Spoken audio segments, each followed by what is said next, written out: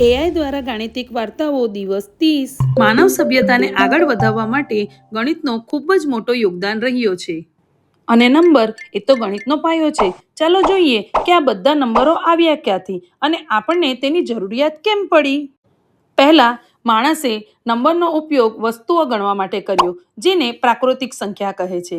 જ્યારે પ્રાકૃતિક સંખ્યામાં શૂન્ય પણ આવી જાય તો તેને પૂર્ણ સંખ્યા કહે છે. કેમ કે શૂન્યને પોતે જ પૂર્ણ છે, તો તેમાં કોઈ ભાગ કે દશાંશ નથી. શૂન્યના વિકાસમાં ભારતનો સૌથી મોટો યોગદાન રહ્યો છે. પછી માઇનસ નંબર આવ્યા, જેનો ઉપયોગ નુકસાન કે દિશા જેવી વસ્તુ દર્શાવવા માટે થયો.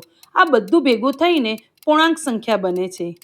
હવે વારી છે અપૂર્ણાંક સંખ્યાની, એટલે કે બે પૂર્ણાંક સંખ્યા વચ્ચેનો નંબર. જ્યારે માણસ ખેતી કરી તો વસ્તુઓના આદાન પ્રદાન માટે અપૂર્ણાંક સંખ્યાનો ઉપયોગ કર્યો. અત્યાર સુધી આપણે જેટલા પણ નંબરોનો અભ્યાસ કર્યો એ બધા અપૂર્ણાંક સંખ્યા હતી, એટલે કે તેને p/q ફોર્મમાં લખી શકાય. તેને સમય સંખ્યા કહે છે. પરંતુ આપણે જ્યારે પ્રકૃતિના આકારોનું નિરીક્ષણ કરવાનું શરૂ કર્યું ત્યારે એવા નંબરો સામે આવ્યા કે જેમને સમય સંખ્યામાં લખવું અસંભવ થયું અને તેને અસમય સંખ્યા કહેવાય. આ બધાને જ સંખ્યા રેખા ઉપર દર્શાવી શકાય છે ને ખરેખર રિયલ નંબર્સ?